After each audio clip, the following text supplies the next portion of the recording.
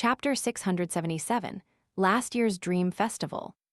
Amandina hesitated for a few seconds before saying, "You've already cornered me. What choice do I have?" Her eyes flickered with an inexplicable excitement and curiosity as she spoke. Her words seemed to convey a different message. "I didn't want to. I had no intention of doing so. You forced me to go to St. Sean Cathedral. Hurry, let's go." "Are you trying to broaden your horizons?" Lumion criticized but didn't expose her. He pointed at Hisoka's house and said, "Before heading to St. Sean Cathedral, let's check this place first." Amandina tersely acknowledged his words. "Are you trying to find the source of its uniqueness?"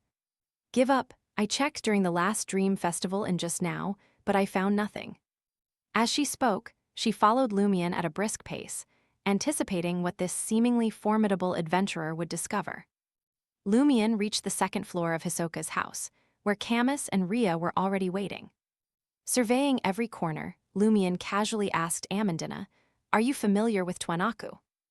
Amandina wasn't surprised by the question. Since she was searching for the source of the abnormality in Twanaku's residence, she couldn't avoid gaining a better understanding of his situation. She shook her head and said, "I'm not familiar with him. I've only encountered him once or twice. I was just a child when he lived in Tizimo. Most of the time, I studied at the Iris Grammar School in Port Pylos. Later, he only returned to Tizimo 2 or 3 times a year, spending a week each time." It was evident that Amandina had secretly learned about Twanaku. After all, she had only entered the special dream because she had slept in his house. She had even remained fully lucid during the dream festival. Without waiting for Lumion to ask a new question, Amandina glanced at him and added, "Twanaku returns every year for the Dream Festival. Last year, during the Dream Festival, when Robert and I returned from the Black Stone, we noticed someone approaching. We hid behind giant trees on both sides of the path and saw that it was Twanaku. Twanaku is indeed connected to the Black Boulder. There are even traces of him or marks formed by extreme emotions and desires there." Lumion turned to Camus, who was watching him and Amandina stroll around the second floor, and pondered for a moment. "Which month did Twanaku's house burn down, killing all his family members?" Without waiting for Camus's response, Amandina exclaimed excitedly, I know. "Yes, I'm asking you. Do you think I don't know when Twanaku transmigrated?"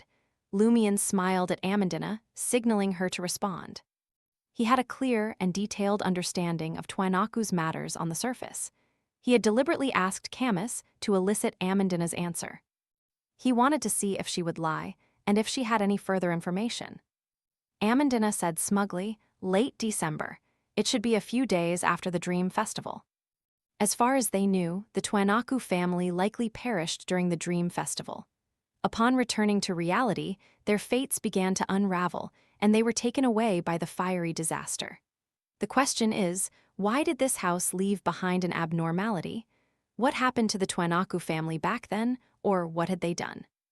As the bestowed of the inevitability domain, Lumion found a term that was very inevitability-like to summarize the phenomenon of those who died for various reasons in the next 3 months, after dying in the Dream Festival and returning to reality. Reigning in fate. Of course, he couldn't be certain that death in the Dream Festival would lead to death in reality. However, judging from Amandina's expression and tone, Lumion believed that she thought the same. After searching the second floor and finding no differences from reality, Lumion ascended the stairs to the third floor. Amandina followed closely, her excitement showing that she finally had a chance to do what a Beyonder should do. Lumion glanced at her and casually asked, "What left an impression on you during last year's Dream Festival?" Amandina's excited expression darkened, as if she had been reminded of something unpleasant. She covered her mouth and nose. After a few seconds, she said, "Robert and I discovered numerous cruelly murdered individuals in the town and various plantations. Their stomachs were ripped open, and their internal organs were removed. They wore pained expressions, as if they had been tortured to death." Serial killer, Camus, who had been listening intently to Louis Barry and Amandina's conversation, blurted out. This reminded him of Twanaku. Was this desire apostle, venting his murderous desires during the Dream Festival to show restraint normally? So that's how it is. Lumion roughly understood how Hisoka's advancement ritual had been completed. Following the ritual, Hisoka had killed enough people in this realistic dream and devoured their internal organs. When he returned to reality, these people died one after another. From fate's perspective, they had indeed perished because of Hisoka's murder. This fulfilled the core requirements of the ritual. Hisoka only needed to truly devour a portion of the victim's internal organs before they were buried. He should be able to complete the ritual, consume the potion, and advance to Desire Apostle. In reality, completing a series of murders and stealing a corpse's internal organs were two entirely different matters. What puzzled Lumion was that, according to Devilology, such an advancement ritual required a 3-day interval between killings. Otherwise, it was easy to lose control. The maximum interval couldn't exceed 9 days, or the ritual would reset. Hisoka had clearly used the Dream Festival to complete all the killings in one night. When he returned to reality and the primitive tribe attacked, all the condemned people died on the same day. It didn't drag on until the next month. Lumion believed that it was due to the April Fool's prank. They had taken advantage of the chaos to send the deceased, whom the primitive tribe couldn't eliminate in time, to hell. This could be confirmed by the statements of the peripheral members of April Fools. In other words, the interval of no more than 9 days was satisfied, but Lumion didn't know how Hisoka had achieved the criteria of exceeding 3 days. Had he used the dream's uniqueness to avoid the 3-day interval? When he killed someone in the dream, it hadn't been reflected in reality, so he wouldn't lose control so easily. As Lumion pondered Hisoka's advancement ritual, he circled the rooms on the 3rd floor. After searching the room where Twainaku slept, he smiled at Amandine and said, "Apart from the serial murders, what else did you encounter?" Amandine pursed her lips and furrowed her brow. After a brief struggle, she grumbled, "If I cooperate, will I be awarded a medal when I return to reality?" Her father, Petty, had once received the Legion of Honor medal from Intis, so he was made a knight. Without waiting for Lumion's response, Amandine continued, "I also encountered a woman who seemed like a lunatic. Back then, I wanted to visit the Briu Motel to see how the gentlemen and ladies hunting in Tizimo would react in such a dream. I was looking forward to seeing their other side. When I reached one of the rooms, I heard a few people singing a strange song. Then, the crazy woman appeared behind Robert and me. She remained lucid. She was quite beautiful, but she was very crazy. Back then, I was like a child with a new toy.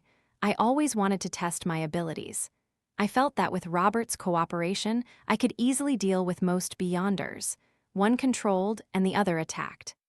In the end, she captured the two of us. Robert was knocked out, stripped naked, and hung from the bell tower with a bunch of mosquitoes released beside him. I was hung in a cesspit, descending bit by bit. At this point, Amandine appeared on the verge of vomiting. In Tizimo, other than the Briu Motel, St. Sean Cathedral, the police headquarters, and a few other places, no one used a flush toilet. Camus couldn't help but sympathize with Amandine as he imagined such a scene. Mad Lady were the ones singing the peripheral members of April Fools who participated in the Tizimo prank. Lumion circled the 3rd-floor rooms and smiled at Amandine. And then, Amandine took a deep breath and said, "She also asked me why I stayed lucid. After I told her about Robert and Padre Kali, she happily ran to St. Sean Cathedral and completely forgot about me. After that, I gradually escaped my predicament." With a nod, Lumion replied, "Let's go to St. Sean Cathedral now." He planned to consider using the mystery prying glasses and the Eye of Truth in Hisoka's house in the dream after obtaining more information from Padre Kali and Robert. All right. Amandine tried her best to appear less eager, but she really wanted to see how Robert, her fiancé, interacted with Padre Kali. The 5 of them left Hisoka's house and hurried towards St. Sean Cathedral. Lumion didn't use teleportation because he didn't want to waste his spirituality. He couldn't carry anyone with him in his flaming spear form either. Fortunately, Tizimo wasn't large. They quickly followed the shadows by the roadside and returned to the intersection where the Briu Motel stood amidst various cries. Lumion pointed at the Briu Motel and warned Amandine, "Don't go to the 2nd floor of the Briu Motel. Trust me, It'll be even more terrifying than what that crazy woman put you through. Amandina's eyes narrowed as she said, "Okay." The five of them turned onto another street, passing through the Bunia Cafe, the police headquarters, and a small square before arriving outside St. Seine Cathedral. Lumion wasn't in a hurry to enter. He circled to the side, pried open a stained glass window, and peered inside. He and Amandina, who had gathered beside him, nearly went blind. In the cathedral's hall, a handful of naked men knelt before the eternal blazing sun's altar. They were all from the northern continent, including Amandina's fiancé, Robert. Padre Kali, also naked, paced back and forth between Robert and the others with an excited expression, reciting, "He walks in the light, he sheds warmth, he illuminates the world." With each line, Padre Kali seemed to grow more animated, exhilarated in various ways.